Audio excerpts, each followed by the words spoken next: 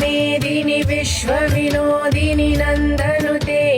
गिरिवरविन्द्यशिरोदिनि वासिनि विष्णुविलासिनि जिष्णुनुते भगवति हेशिति कण्ठकुटुम्बिनि भूरि कुटुम्बिनि भूरि कृते